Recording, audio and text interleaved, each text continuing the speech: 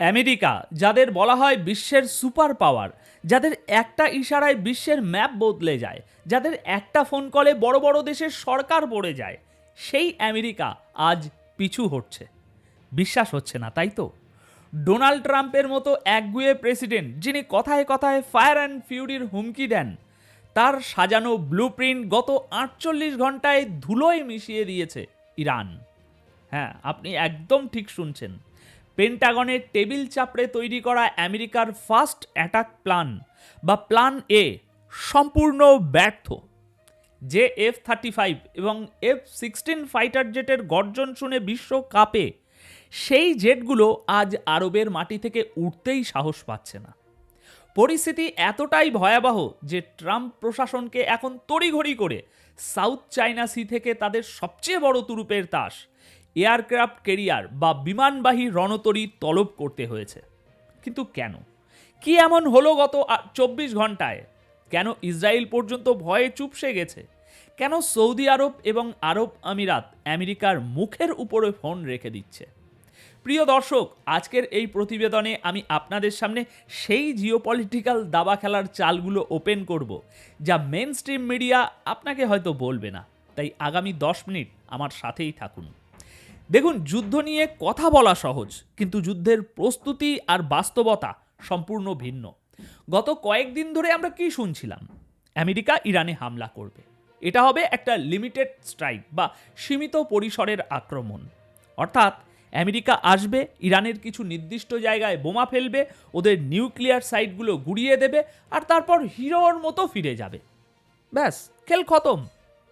আমেরিকার সামরিক বিশেষজ্ঞরা পেন্টাগনে বসে ঠিক এই প্ল্যানটাই সাজিয়েছিলেন। তাদের প্ল্যান ছিল মধ্যপ্রাচ্যে আমেরিকার যেসব ঘাঁটি আছে, যেমন কাতারের আল উদেদ এয়ারবেস, ইরাকের আল আসাদ এয়ারবেস, কিংবা আরব আমিরাত এবং জর্ডানের মাটি ব্যবহার করে সেখান থেকেই আমেরিকার ফাইটার জেটগুলো উড়বে, সোজা গিয়ে ইরানের আকাশ সীমায় ঢুকবে, বম্বিং করবে এবং ফিরে আসবে। খুবই সিম্পল, তাই না? যেমনটা তারা ভেনিজুয়েলায় ভেবেছিল, যেমনটা তারা লিবিয়াতে করেছিল। কিন্তু সমস্যা হলো, ইরান লিবিয়া নয়, ইরান ভেনিজুয়েলাও নয়। গত 48 ঘন্টায় যা হয়েছে তা আমেরিকার ইতিহাসে এক বিরল ঘটনা।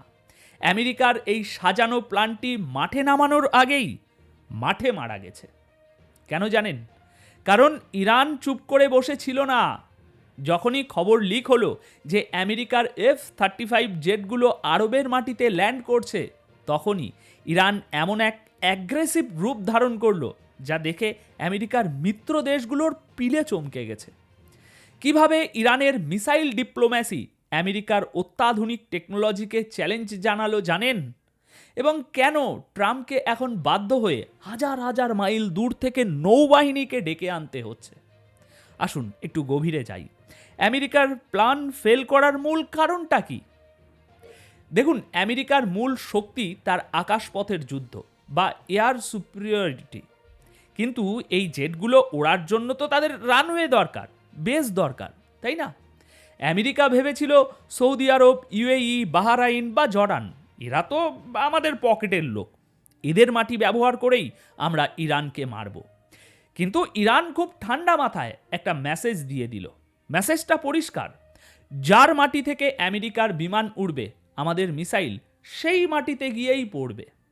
এবার চিন্তা করুন একবার, আপনি যদি সৌদি ক্রাউন প্রিন্স হন বা দুবাইয়ের শেখ হন, আপনি কি চাইবেন আমেরিকার যুদ্ধের জন্য আপনার সাধের বুর্জ খলিফা বা রিয়াদের চকচকে বিল্ডিংগুলো ইরানের মিসাইলের আঘাতে ধুলোয় মিশে যাক? অবশ্যই না। রিপোর্ট বলছে গত 24 থেকে 48 ঘন্টায় আরব দেশগুলো আমেরিকাকে স্পষ্ট জানিয়ে দিয়েছে, সরি বস, আমাদের মাটি ব্যবহার করে ইরানে হামলা করা যাবে না, আমরা আত্মঘাতী হতে পারবো না। আর এর ফলাফল, আমেরিকার ফাইটার জেটগুলো এখন ডানা কাটা পাখির মতো বসে আছে, তাদের ওড়ার জায়গা নেই। আর এটাই হলো ইরানের প্রথম বিজয়। তারা কোনো গুলি খরচ না করেই, শুধু নিজেদের মিসাইলগুলো বর্ডারে সাজিয়ে রেখেই আমেরিকাকে ব্যাকফুটে ঠেলে দিয়েছে। পেন্টাগন বুঝতে পারছে, স্থলভাগের বেস বা ঘাঁটি ব্যবহার করে হামলা করলে পুরো মধ্যপ্রাচ্য আগুনের কুণ্ডুলি হয়ে যাবে। আর সেই আগুন নেভানোর সাধ্য এই মুহূর্তে আমেরিকার নেই। তাহলে এখন উপায়? আমেরিকা কি হার মেনে লেজ গুটিয়ে পালাবে? না, এখানেই গল্পের মোড় ঘুরছে। ট্রাম্প প্রশাসন যখন দেখল স্থলভাগের প্ল্যান কাজ করছে না, তখন তারা তাদের সবচেয়ে বড় অস্ত্র বের করলো। তারা ডাকলো ইউএসএস আব্রাহাম লিঙ্কনকে। এটা কোনো সাধারণ জাহাজ নয় দর্শক, এটা একটা ভাসমান শহর, একটা নিউক্লিয়ার পাওয়ার্ড এয়ারক্রাফট ক্যারিয়ার। এই জাহাজটি ছিল সাউথ চায়না সিতে চীনকে নজরে রাখার জন্য। কিন্তু পরিস্থিতি এতটাই খারাপ যে চীনকে ছেড়ে এখন এটাকে ফুল স্পিডে মধ্যপ্রাচ্যের দিকে দৌড়াতে হচ্ছে। এর সাথে আছে 90টিরও বেশি F-35 এবং F-16 ফাইটার জেট। অর্থাৎ আমেরিকা এখন বলছে, ঠিক আছে, আরবরা আমাদের মাটি দেবে না, দরকার নেই, আমরা নিজেদের মাটি সাথে করে নিয়ে আসছি। কারণ এয়ারক্রাফট ক্যারিয়ার হলো আন্তর্জাতিক জলসীমায় ভাসমান আমেরিকার নিজস্ব মাটি। কিন্তু এখানেও একটা প্যাঁচ আছে। সাউথ চায়না সি থেকে পারস্য উপসাগরের কাছে আসতে এই বিশাল জাহাজটির অন্তত 7 দিন সময় লাগবে। তার মানে কি? তার মানে হলো আগামী 1 সপ্তাহ হয়তো বড় কোনো হামলা হচ্ছে না, কিন্তু এই 1 সপ্তাহ হলো ঝড়ের আগের নিস্তব্ধতা। শুধু আব্রাহাম লিঙ্কন নয়, খবর পাওয়া যাচ্ছে ইউএসএস থিওডর রুজভেল্ট এবং ইউএসএস জর্জ বুশ আমেরিকার আরও 2টি দানবীয় রণতরীয় মুভমেন্ট শুরু করে দিয়েছে। যদিও পেন্টাগন অফিসিয়ালি স্বীকার করছে না, কিন্তু স্যাটেলাইট ইমেজ আর নেভেল ট্র্যাকাররা বলছে আমেরিকা এবার অল আউট যুদ্ধের প্রস্তুতি নিচ্ছে। এটা আর কোনো ওই লিমিটেড স্ট্রাইক বা ছোটোখাটো ধমকানির পর্যায়ে নেই। এখন আমেরিকা যদি এই 3টি এয়ারক্রাফট ক্যারিয়ার এক জায়গায় জড়ো করে, তার মানে তারা একটা দীর্ঘমেয়াদী এবং ধ্বংসাত্মক যুদ্ধের জন্য প্রস্তুত হচ্ছে।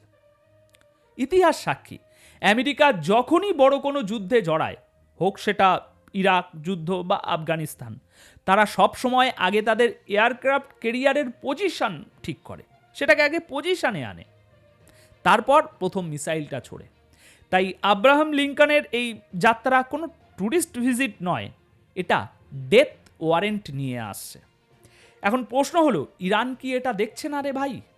তারা কি হাত গুটিয়ে বসে আছে? না ভাই, একদম না। ইরান জানে আমেরিকার দুর্বলতা কোথায়।